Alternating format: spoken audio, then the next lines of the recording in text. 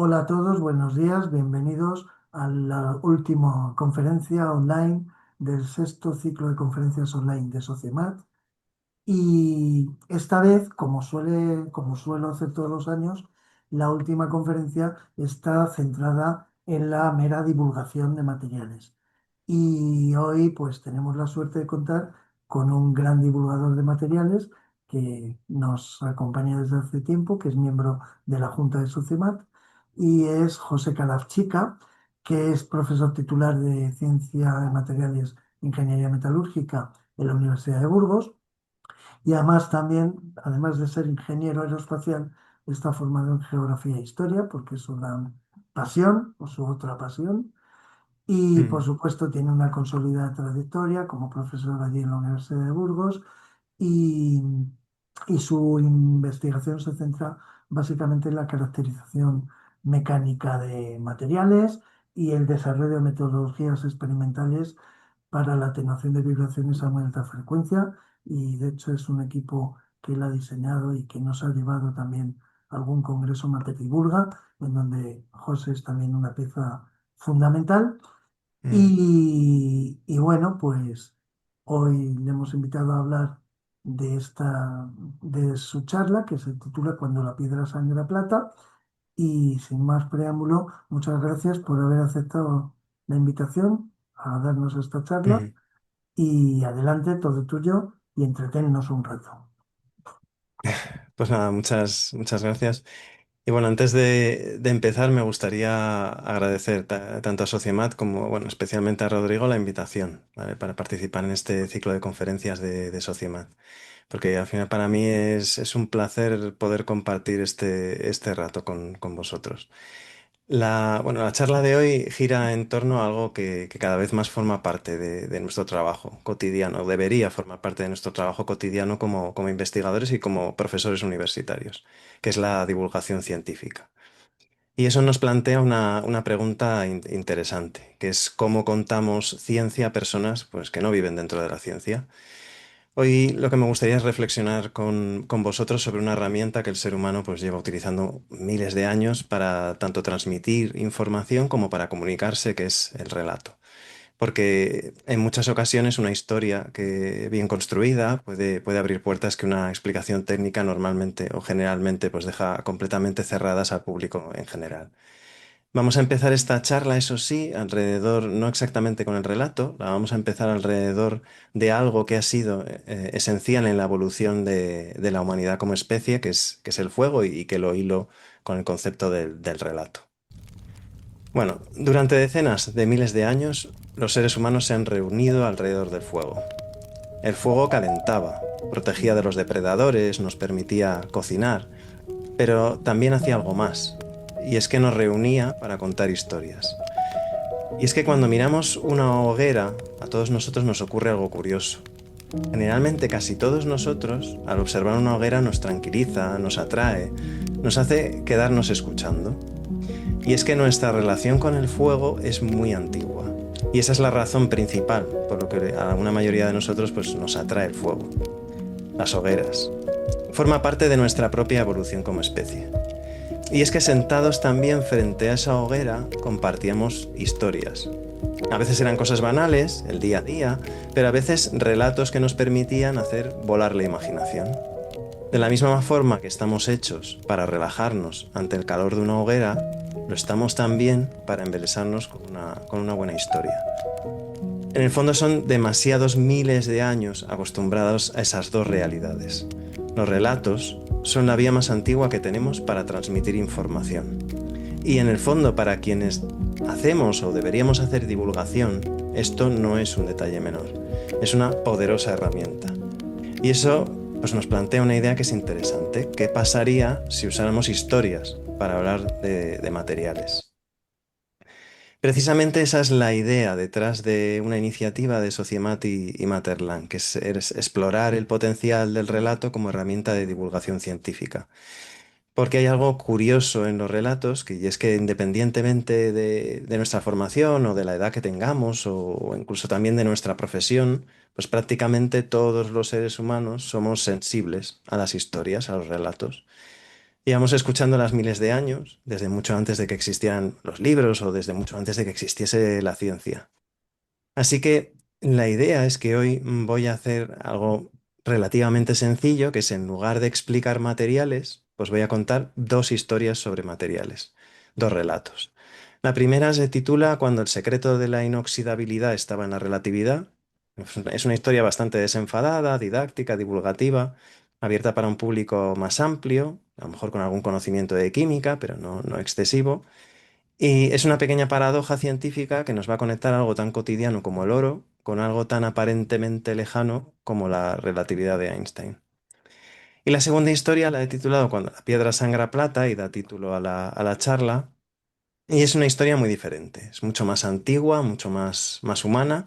Es una historia que probablemente pues, comenzó hace más de 7.000 años en un pequeño taller de cerámica, cuando alguien vio algo que parecía imposible.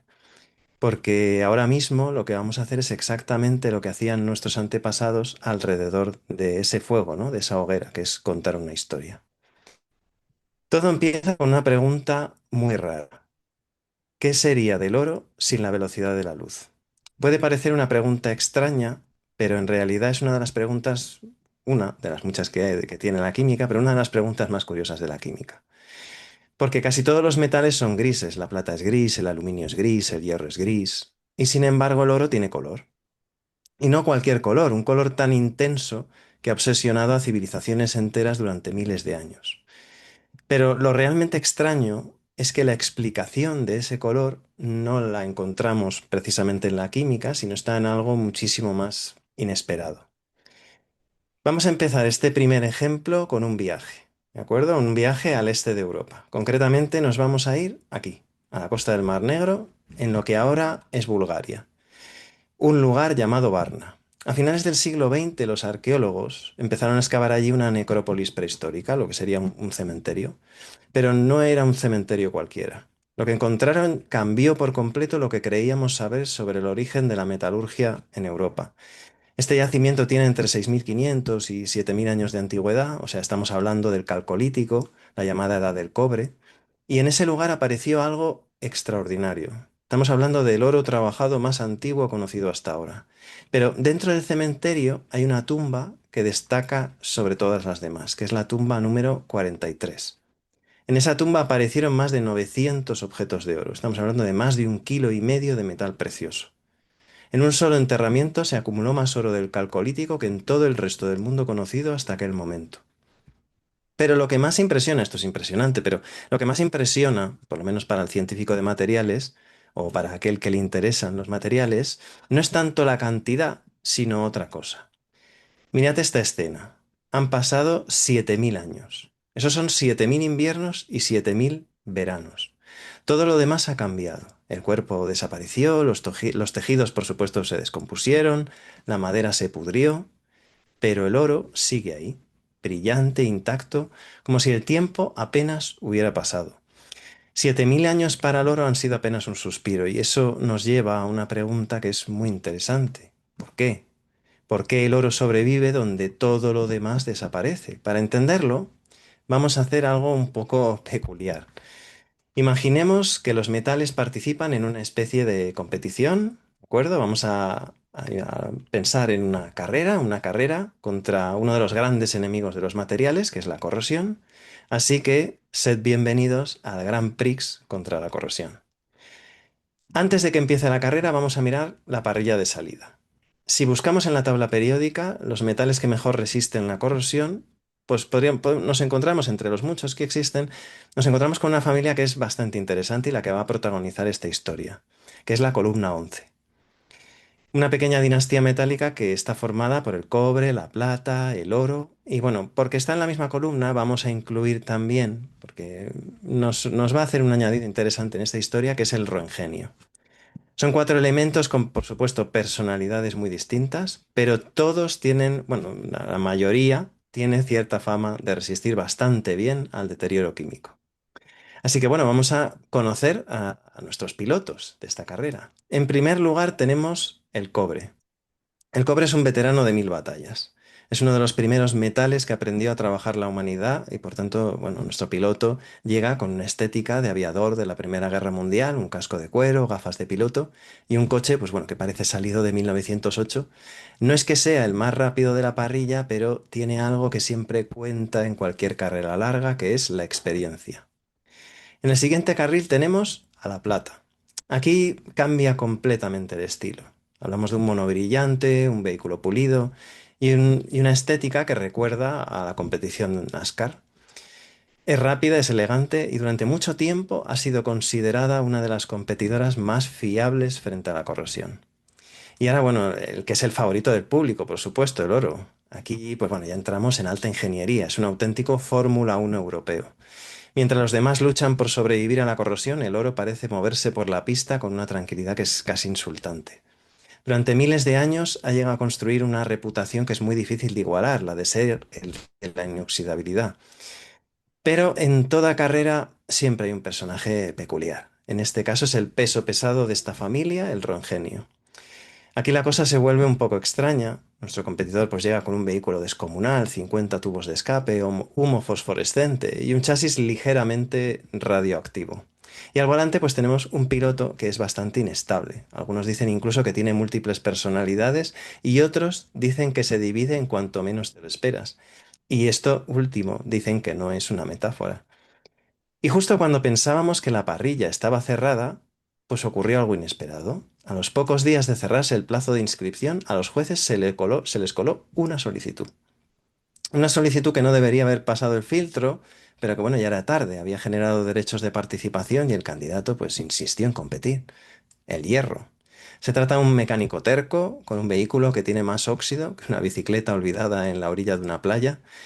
No es que sea precisamente el candidato ideal para una carrera contra la corrosión, pero bueno, a veces los participantes más improbables, pues al final, pues nos cuentan cosas interesantes y nos pueden enseñar cosas interesantes. Así que bueno, ya tenemos a nuestros competidores, a nuestros protagonistas, el cobre, la plata, el oro, el roengenio y bueno, inesperadamente, el hierro. Ahora solo nos queda una pregunta. ¿Qué determina quién gana esta carrera? Y la respuesta está escondida en algo muy pequeño, los electrones. Tenemos la parrilla lista. Las gradas están llenas, los motores rugen y el público responde exaltado con vítores a los pilotos de la competición. En la recta de salida los semáforos están en rojo. Empieza la cuenta atrás. Se apagan los semáforos y empieza la carrera. Y bueno, vamos a empezar por el hierro. Nuestro piloto arranca con entusiasmo, avanza un par de metros y de repente las ruedas salen disparadas. Los ejes se desprenden, las puertas se caen y media carrocería desaparece en cuestión de segundos. El hierro queda eliminado prácticamente antes de empezar la carrera. El siguiente piloto es el cobre. Aquí la cosa mejora bastante. Nuestro veterano avanza con buen ritmo. El coche responde bien. La carrera parece controlada. Pero poco a poco empieza a ocurrir algo curioso. En la carrocería empieza a aparecer una capa, primero tenue, luego cada vez más visible, un tono verde azulado. La carrera empieza a complicarse y nuestro piloto pierde el control. No es que esté fuera de combate, pero ya no puede aspirar a la victoria. Ahora es turno para la plata. Elegante, rápida, un metal noble con muy buena reputación. Durante buena parte de la carrera nada parece detenerla. El coche corre limpio, brillante, impecable, hasta que entra en un túnel. Dentro del túnel aparece una niebla extraña, un vapor amarillo sulfuroso. Al salir del túnel el coche ya no brilla, la superficie se oscurece, el motor empieza a fallar y finalmente se detiene. La plata ha llegado lejos, casi hasta la meta, pero no lo suficiente. Y ahora entra en escena el gran favorito, el oro. El coche arranca con una suavidad casi arrogante, acelera, deja tras de sí un rastro de destellos dorados, pasa junto al oxígeno, junto al agua, junto a todo lo que ha destruido a los demás competidores, y nada parece afectarle. Avanza a gran velocidad, se aproxima a la meta y la cruza sin oposición. Victoria clara.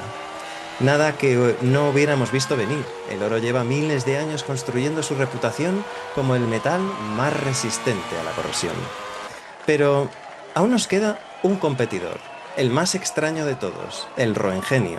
En teoría tiene incluso más potencia que el oro, un motor descomunal. Su tecnología parece salida del futuro. Dicen incluso que su vehículo funciona a velocidades en las que el tiempo empieza a comportarse de forma extraña. Arranca. Los motores rugen, los tubos de escape empiezan a expulsar humo, primero verdoso, luego anaranjado.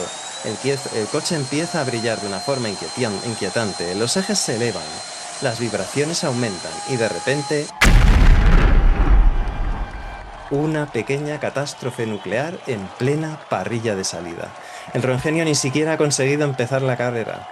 Hasta el hierro había logrado avanzar un par de metros. Son las cosas de la inestabilidad atómica. Así que este ha sido el resultado del Grand Prix de la corrosión. Hierro eliminado casi al instante, cobre protegido por su pátina, plata derrotada por el azufre, oro vencedor indiscutible y Roentgenio, bueno, víctima de su propia inestabilidad. Pero ahora viene la pregunta realmente interesante. ¿Por qué ocurre todo esto? ¿Por qué algunos metales se degradan tan rápido, pero otros pueden sobrevivir miles de años en una tumba como la de Varna? La respuesta no está en la carrocería de los coches, está en algo muchísimo más pequeño, los electrones. Ahora sí, vamos a empezar por el hierro metálico. Su configuración electrónica de valencia es 4s2 3d6. Eso significa que tiene 8 electrones relativamente accesibles en su capa externa. Y aquí aparece la primera pista de por qué el hierro es tan propenso a oxidarse. Cuando los átomos buscan estabilidad electrónica, a menudo tienden a organizar los electrones en configuraciones especialmente estables. Y en los metales de transición hay una que aparece con mucha frecuencia, que son los orbitales d semillenos. En el caso del hierro, esto ocurre cuando el átomo pierde electrones. Cuando el hierro pierde su primer electrón, nos aparece el estado ion hierro con una carga positiva, pero en condiciones normales ese estado dura muy poco. El sistema encuentra rápidamente más estabilidad si siguiera perdiendo electrones hasta el ion hierro 2. Si pierde uno más, aparece el ion hierro 3, y este último estado tiene una configuración 3d5 con un subnivel de semilleno. Esa distribución tiene una estabilidad adicional. No significa esto que perder electrones sea gratis. Siempre cuesta energía, pero en el hierro no cuesta tanto como en otros elementos. Y eso hace que el hierro tenga cierta tendencia natural a ceder electrones al entorno. Pero aquí entra en juego el segundo factor. Cuando el hierro pierde electrones en presencia de agua, los iones resultantes quedan rodeados por moléculas de agua. Es lo que llamamos hidratación. Las moléculas de agua estabilizan la carga positiva del ion y al hacerlo liberan energía. Esa energía compensa parte del coste que tuvo el átomo al perder electrones. En otras palabras, el entorno acuoso facilita la oxidación del hierro. Pero aún nos falta el tercer ingrediente. Para que un átomo pierda electrones, alguien tendrá que aceptarlos. Así que en el mundo real tenemos nuestro hierro y en nuestro planeta hay un candidato perfecto para aceptar esos electrones, que es el oxígeno. El oxígeno es muy electronegativo. Esto quiere decir que le encantan los electrones. Así que cuando el hierro, el agua y el oxígeno coinciden, el sistema encuentra una forma muy eficiente de reorganizar los electrones y la oxidación empieza. El resultado es la formación de los óxidos de hierro, y aquí aparece el cuarto problema del hierro. Ese óxido no protege el metal. De hecho, ocurre algo aún peor. El óxido de hierro ocupa mucho más volumen que el metal original. Cuando se forma, empuja la superficie hacia afuera, genera tensiones, la capa se agrieta, se desprende, se exfolia, y al hacerlo deja nuevo metal expuesto. El proceso vuelve a empezar y vuelve a empezar y vuelve a empezar, hasta que nuestro pobre hierro queda convertido en un triste recuerdo de sí mismo. Así que si volvemos al Grand Prix de la corrosión, el hierro tenía varios problemas desde el principio, y con esas condiciones, pues no es extraño que nuestro piloto perdiera la carrera en los primeros metros. Pasamos ahora al cobre y la plata, el primer y segundo elementos de nuestra columna 11, y dos de nuestros pilotos estrella. Aquí nos podríamos preguntar que por qué estrella, porque al final tienen una configuración electrónica muy especial. El cobre tiene una configuración 3d10 4s1 y la plata tiene una configuración 4d10 5s1. Eso significa que sus orbitales d están completamente llenos, y eso en química cuántica suele ser una situación bastante cómoda. Por eso nuestros átomos de cobre y plata empiezan la historia bastante tranquilos. No están nerviosos como el hierro, no tienen ninguna urgencia electrónica por reorganizarse. Si el cobre o la plata pierden un electrón, el que se va es el del orbital 4s y 5s. Y entonces ocurre algo interesante. El cobre queda como 3 de 10 y la plata como 4 de 10. Es decir, un subnivel D completamente lleno, que es una de las configuraciones más estables que puede tener un metal de transición. Así que nuestros iones cobre y plata con una carga positiva están bastante satisfechos consigo mismos. Pero el mundo real es un poco más complicado que la configuración electrónica aislada. Si quitamos otro electrón más al cobre, llegamos al ion cobre 2 con configuración 3 de 9. Desde el punto de vista electrónico, esto debería ser peor que el ion cobre con una carga positiva. Hemos roto ese bonito subnivel de lleno. Y entonces nos surge una pregunta. ¿Por qué el cobre en solución aparece muchas veces como ion cobre 2? Porque entra en juego otro actor muy importante y relevante del que ya habíamos hablado cuando estuvimos comentando el hierro, que es la hidratación. Las moléculas de agua rodean al ion cobre y forman complejos muy estables, y esa interacción con el agua libera energía, suficiente energía como para compensar el coste de arrancar ese segundo electrón. Así que nuestro ion cobre 2 termina profundamente dormido en su nube de moléculas de agua. Aquí vemos algo importante. La química real no depende de una sola causa. La configuración electrónica empuja en una dirección, pero el entorno químico nos puede empujar en otra. Pero esta realidad no la vemos en la plata. El ion plata es más grande que el ion cobre y su carga queda más dispersa. Eso hace que las moléculas de agua se unan menos fuertemente al ion. La energía liberada por la hidratación no es suficiente para compensar el coste de arrancar ese segundo electrón. Por eso en química normal prácticamente solo encontramos plata como ion plata con una carga positiva, y el estado ion plata 2 es extremadamente raro. Tras esto, y al igual que pasaba con el hierro, ahora aparece otro actor importante, que es el ambiente. En presencia de oxígeno y agua del aire, el cobre puede oxidarse. Primero suele formarse óxido cuproso con el ion cobre con una carga positiva. Luego viene el óxido cúprico con el ion cobre 2. Pero el proceso no termina ahí. Ese óxido reacciona lentamente con el agua y con el dióxido de carbono del aire, y aparecen los compuestos verdes formando lo que conocemos como pátina. Una mezcla de carbonatos básicos de cobre, muy similares a minerales naturales como la malaquita. Pero lo verdaderamente interesante no es que el cobre se oxide. Lo interesante es cómo se comporta esa capa. La pátina de cobre es compacta, adherente, poco porosa, y esa capa termina aislando al cobre del ambiente. Así que nuestro piloto de cobre también se oxida, pero lo hace de una manera muy distinta al hierro. Su propia corrosión termina protegiéndolo. En el caso de la plata, el actor principal no suele ser el oxígeno, es el azufre. La plata reacciona con compuestos de azufre presentes en el aire, aunque estén en cantidades minúsculas, pequeñas trazas de sulfuro de hidrógeno, contaminación atmosférica o incluso compuestos de azufre procedentes de materia orgánica. Y se nos forma sulfuro de plata. ¿Y por qué sulfuro y no óxido? El azufre es más grande y más polarizable que el oxígeno, lo que permite una interacción electrónica más estable con el ion plata, que también es más grande y más polarizable. Cuando hay azufre disponible, aunque sea en trazas, la plata prefiere formar sulfuro antes que óxido.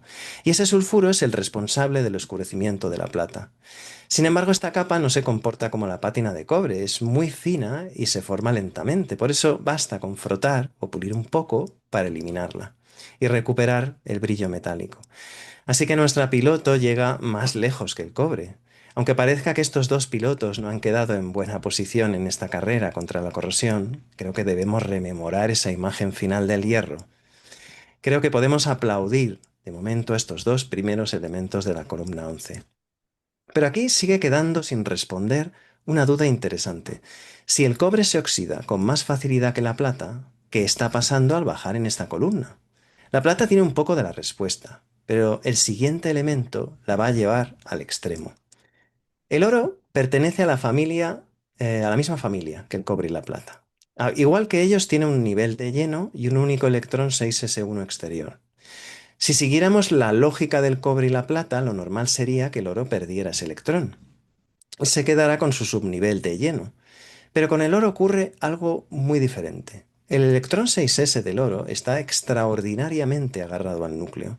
Digamos que es el anillo único de nuestro Gollum de la tabla periódica. Por eso el oro apenas quiere oxidarse. Y aquí aparece algo realmente sorprendente. La razón no está solo en la química. El oro tiene 79 protones en su núcleo. Eso genera un campo eléctrico que es extremadamente intenso.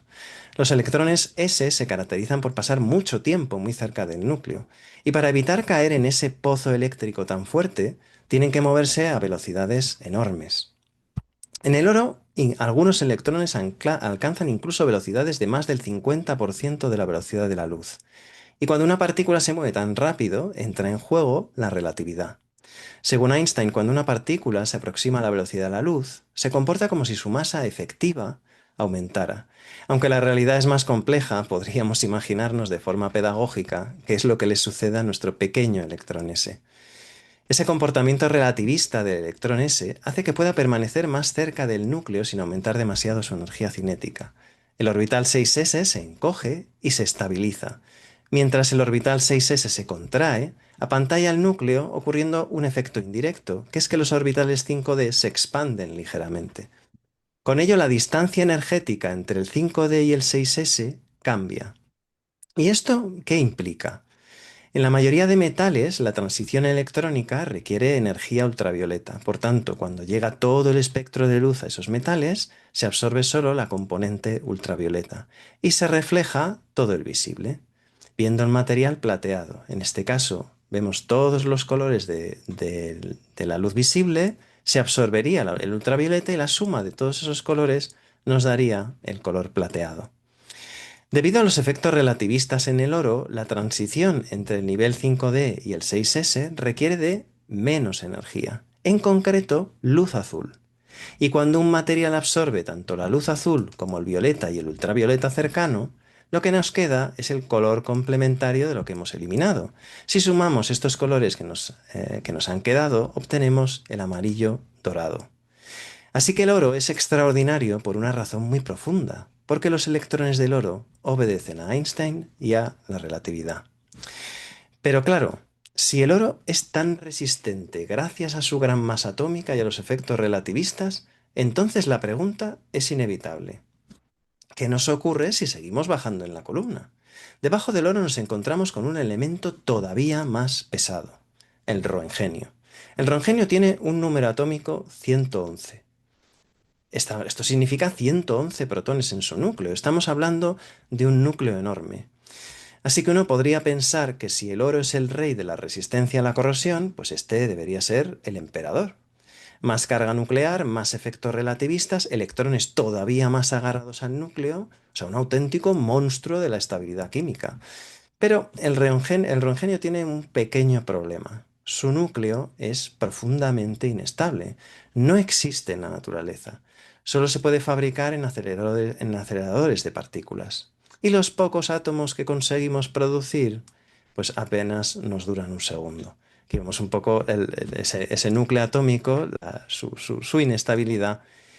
Y lo que nos acaba sucediendo con el rongenio es lo que cabía esperar. Así que en nuestro Grand Prix de la corrosión ocurrió exactamente pues, lo que cabía esperar.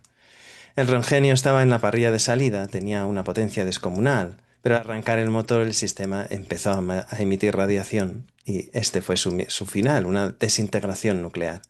Lo único que quedó de nuestro piloto fueron dos ojitos asustados en el asfalto.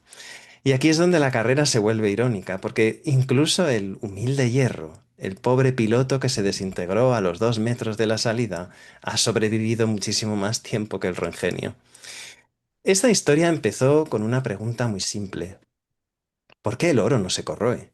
Y la respuesta nos ha llevado por la química, la física cuántica y finalmente la relatividad. Todo eso para explicar por qué un metal enterrado hace 7000 años sigue brillando a día de hoy. Y bueno, ahora me gustaría contaros una historia más humana y antigua.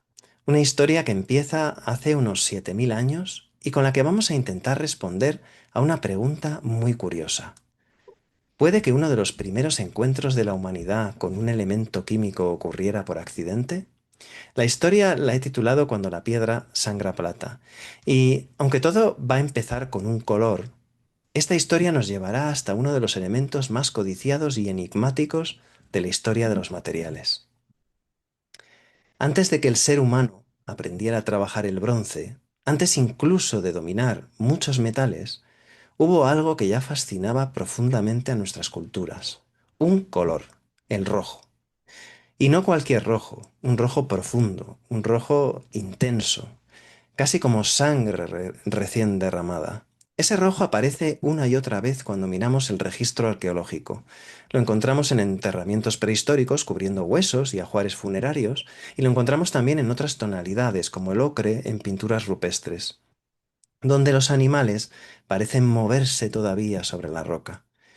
Esos rojos no eran simplemente decoración, era un color cargado de significado, era el color de la sangre, era el color de la vida y de la muerte. Y en muchos enterramientos neolíticos los cuerpos aparecen espolvoreados con este pigmento, como si alguien hubiera querido envolver al muerto de nuevo en el color de la vida.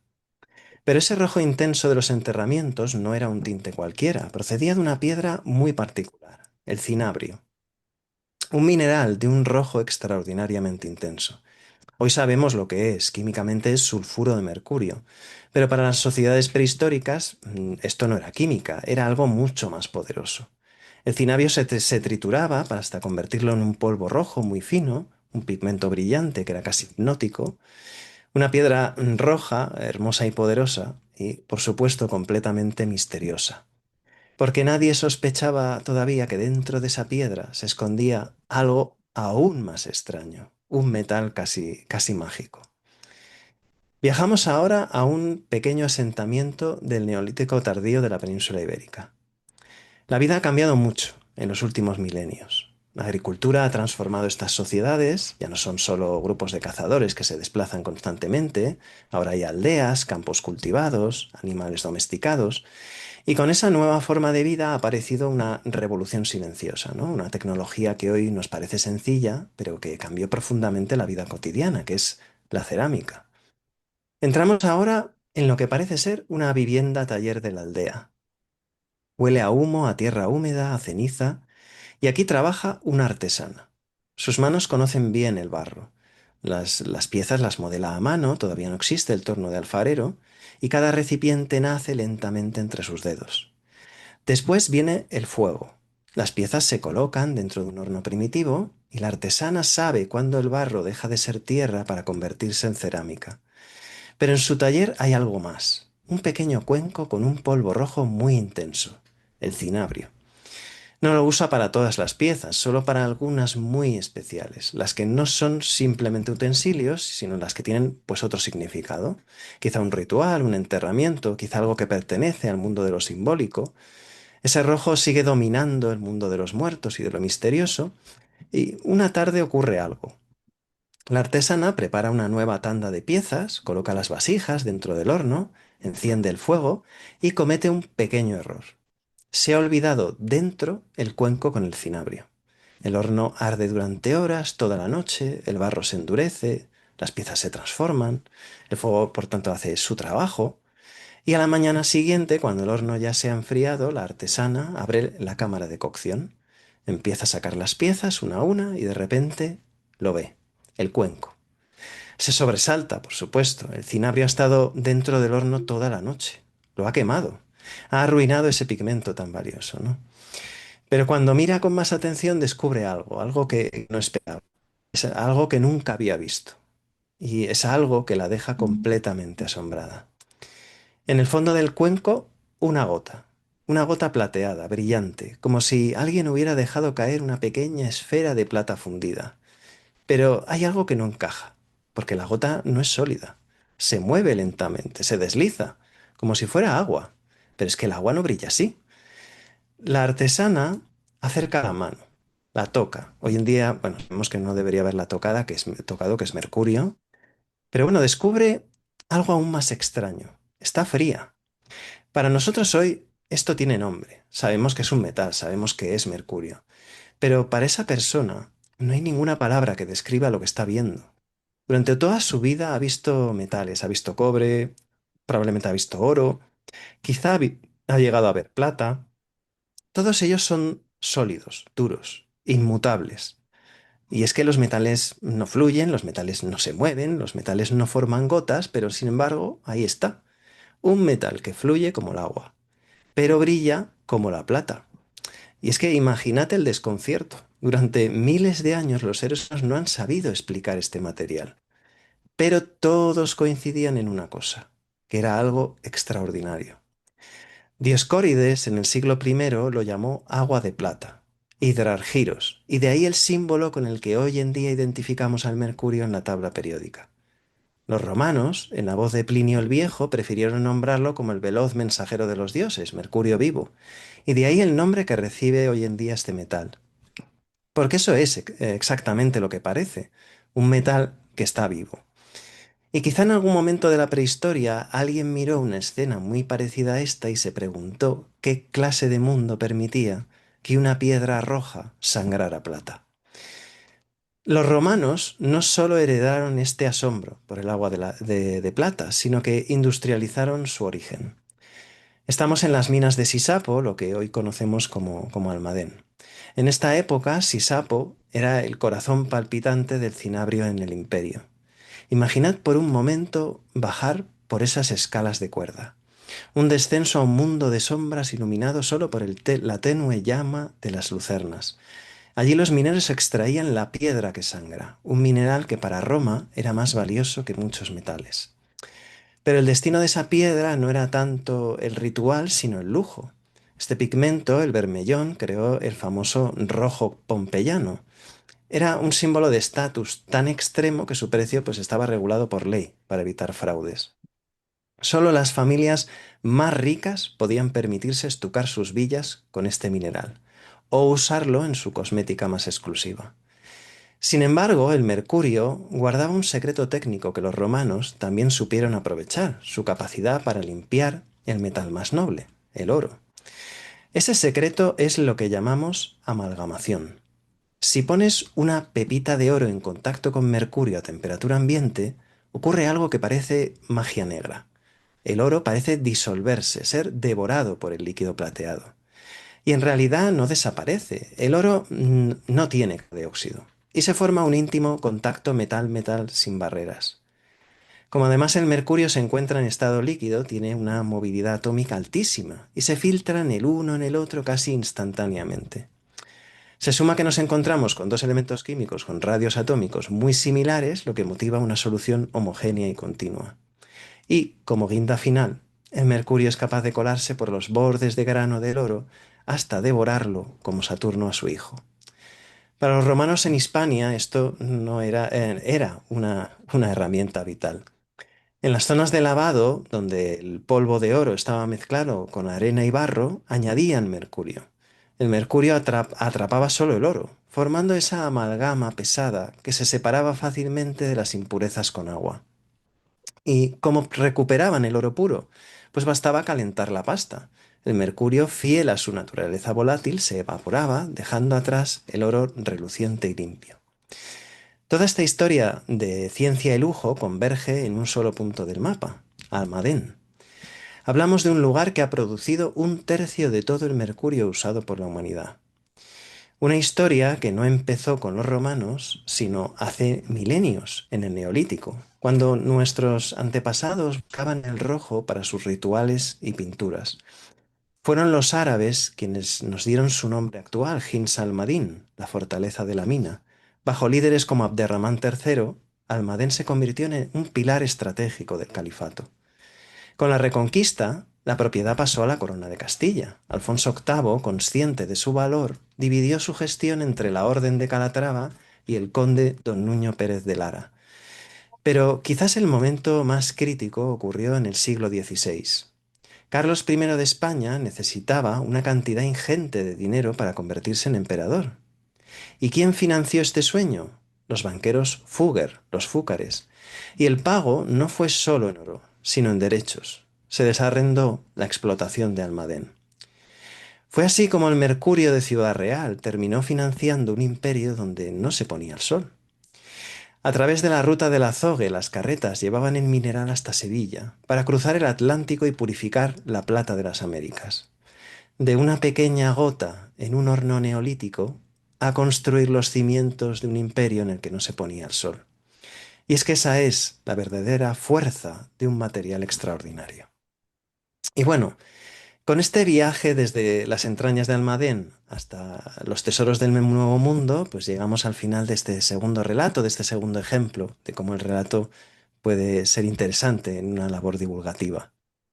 Espero de verdad que estas dos historias os hayan gustado, pero sobre todo que os hayan servido para ver cómo el relato puede ser el mejor aliado de nuestra labor divulgativa. Eso sí, antes de despedirme del todo, os pido un breve instante más, porque como sabéis, esta charla la he querido enmarcar en una iniciativa de Sociemat y Materlan, que es relativa a las historias de materiales, ciencia y curiosidad, que publicamos todos los viernes en la red social LinkedIn, que aprovecho el momento para recomendaros que sigáis a Sociemat y nos leáis todos los viernes. Queremos que el mundo de los materiales salga de los laboratorios, que llegue a la gente. Y por eso he preparado con mucha ilusión una pequeña secuencia audiovisual para promocionar esta iniciativa. Es un vídeo que resume esa pasión que creo que compartimos todos por entender y contar el mundo a través de sus materiales. Así que de verdad espero que os guste.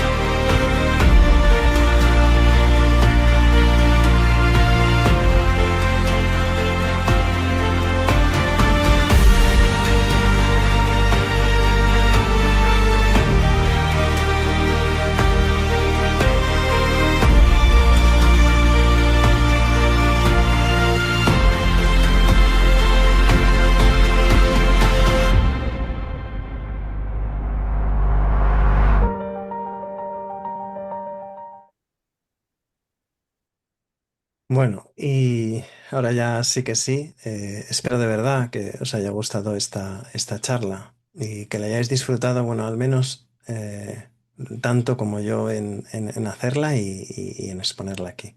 Así que, bueno, muchas gracias por vuestra atención. Bueno, muchas gracias a ti por la exposición. Ha sido muy entretenida, como ya pensábamos de antemano, y muy divertida. Así que te lo agradecemos mucho porque es un Nada. cierre de ciclo fabuloso. Y no sé si alguien tiene algún comentario, alguna pregunta o alguna Ya cuestión. pueden reactivar el audio y el vídeo.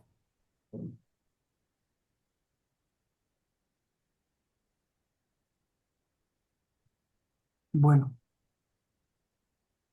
¿alguien tiene Eh, ah, alguna? Ro- Sí, Rodrigo, yo quiero hola, decir dime, Amparo. que me ha encantado la charla, ¿eh? La he puesto y he dicho, no sé cómo será, no sé, perdón, no sé cómo será, pero José, tengo que decirte que has hecho una charla maravillosa. Es una de estas charlas de materiales que dices, te engancha y te quedas Mm, a escucharla todo el rato porque es de verdad, es muy guay. Ha sido muy guay. Muy diferente a las que se han hecho, gracias. evidentemente, muy diferente, pero tengo que decir Mm, que me ha encantado. Así que solo tengo que decirte, bueno, darte mis felicitaciones y que sigas divulgando gracias. los materiales como lo haces, porque de verdad te enganchas. Y Mm, encima te tengo que decir que yo, bueno, doy clases aquí en la UPV, en la Universidad Politécnica de Valencia. La semana que viene tengo uno de mis últimos temas que doy de ciencia de mm. materiales y es corrosión. Así que me ha venido súper bien escuchar esta charla de hoy. Y como quedan Mm, los vídeos colgados en YouTube, sí, les voy a pasar el link a mis alumnos para que si la quieren no, escuchar, pues que se la pongan porque me ha parecido una charla estupenda. Así que muchísimas no, gracias. muchas gracias a ti, muchas gracias a ti. A ver, yo es lo que comentaba, yo desde que me comentó Rodrigo de hacer esta charla, reconozco que me he pasado al menos 2 meses que no he hecho otra cosa porque era una oportunidad y porque me encanta hacer cosas de estas. Un poco lo decíamos antes de la charla, por eso es un poco lo del Congreso del Mater Divulga, porque es que hay veces que me gusta más lo que preparo para Mater Divulga que lo que a veces preparo para congresos normales científicos, porque digamos que Sí.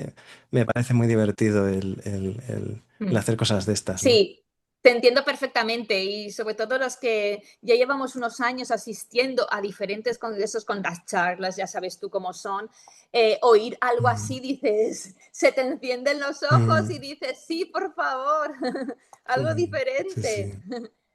sí, Está sí. muy bien. Nada, pues muchas gracias.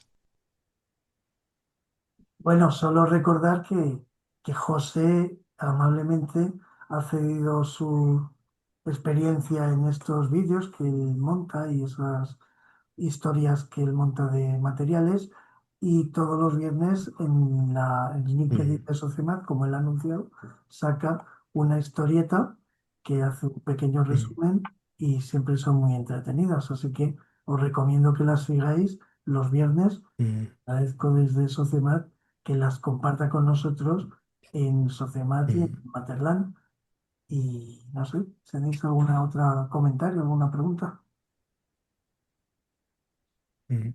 Hola, buenos días. Hola, José. Ah, Te quería dar la enhorabuena yo Hola, también. Soy Teresa Jardín del ICV. Es espectacular el vídeo, gracias. me ha parecido, vamos, maravilloso. Y te animo a que lo cuelgues también en formato podcast, porque el lenguaje con el que está contado también es muy bonito, muy pulcro. Y aunque es Mm, verdad que las imágenes tienen mucha fuerza y la edición es espectacular, a lo mejor para llegar a más público, que hay mm, gente que usa mucho los podcasts así, pues mientras que va conduciendo para escuchar, para que llegue mm, a lo mejor a más público, no sé, me parece que también merece la pena que lo pongas en ese formato para llegar a más gente. La verdad que precioso, me ha sí. encantado. No, sí, sí, además lo del tema de porque incluso yo ya no tanto divulgación, lo comentaba más hace no mucho con los compañeros del área hablando de la docencia, ¿no? y les comentaba lo de preparar a veces lo que yo que llamo píldoras de Mm, conocimiento, o sea, como pequeños podcasts, pequeños vídeos mm, de no mucha duración, como mucho 20 minutos, introduciendo un concepto concreto y tener ese podcast como una herramienta más, ¿no? Dentro de la docencia, no circunscribirlo todo a lo que son las sesiones estas expositivas, mm, que a lo mejor, pues bueno, cada vez más le pasa a las nuevas generaciones que es complejo, o sea, para ellos pues, se les hace muy cuesta arriba ese formato sí, y un poco intentar pues adaptarte también a los nuevos formatos, ¿no? Y a las nuevas herramientas que existen.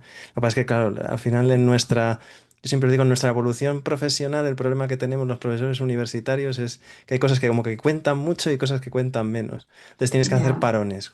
Y a mí lo que me pasa es eso, que al final me puede lo que me gusta y aunque el mundo diga tienes que ir por aquí, pues acabas yendo por otro lado, porque la cabra tira al monte, ¿no? Mm. Pero tienes razón, sí, sí, lo de los podcasts es algo muy interesante, sí. Nada, yo solo te lo decía porque el lenguaje con lo que Sí. lo cuentas también se nota que está muy cuidado y tiene mucha Ujú. fuerza incluso sin las imágenes y yo creo que quedaría bonito también. Bueno, como dices tú, es verdad Mm. que la gente más joven busca cosas más cortas, ¿no? Pues como tienes dos Mm. historias, pues a lo mejor Sí, hacer dos sí, sí. podcasts con ellas. También yo creo que podría llegar a un público a lo mejor que el vídeo se le hace más largo. Muchas gracias. Nada, a ti. Gracias. Bueno, pues sí, yo recuerdo también que en Sociemat, en la web, saldrá esta charla, como todas las anteriores, pero además podemos alejar las píldoras, hay un archivo importante Mm. ya de otras charlas previas, de También. píldoras, de podcast, de todo lo que queráis, y que además todo esto es material que siempre nos gusta y queremos potenciar en Materplan, y que el año que viene hay Mm. Congreso Mater Divulga y ahí se acepta todo. En uno yo me Sí, presenté hasta una poesía, si os acordáis. sí, O sí, sea sí, que sí, es sí. que cualquier cosa nos vale. En el último hubo canciones hechas por inteligencia Eso te iba a decir, eso te iba a decir. artificial. Entonces, Nos vale todo, podcast, sí. cualquier formato. Entonces os Sí. animo y a los que todavía no habéis ido al Congreso Mater Divulga, os animo porque es que ahí vamos solo a divertirnos. Es lo único que es Mm. obligatorio. Así que, Sí, sí. Teresa, tú no has ido, pues te animo mucho a que vayas, que a ti te gusta esto, que tú eres muy buena en la comunicación y en la divulgación. Así que, Amparo, Teresa, Pues, Mm. gracias, y nada, Rodrigo. pues si no hay más comentarios, y yo también, por supuesto, soy un fan de José, así que le agradezco mucho la Mm. excelente charla que nos has dado y entretenidísima como cabía esperar. Y ya solo me queda cerrar este sexto ciclo de conferencias online. Os agradezco a todos las escuchas. Perdón, sé que luego la gente las ve y las sigue en el canal de YouTube de Socemat, así que seguro que esta charla dará que hablar luego en el futuro también. Y nada, con esto cerramos el ciclo y ya estamos empezando a trabajar y a pensar en el séptimo ciclo para el año que viene. Así que hasta entonces, como dice Wyoming, pues el año que viene más, pero no mejor porque es imposible. Es Así que imposible. muchas gracias a todos y, y os seguimos en contacto. Gracias. De acuerdo. Gracias. Muchas gracias, Adiós, José. Chao. Adiós, gracias. chao. Venga, chao. Chao. Chao. Bueno, hasta luego, gracias a todos.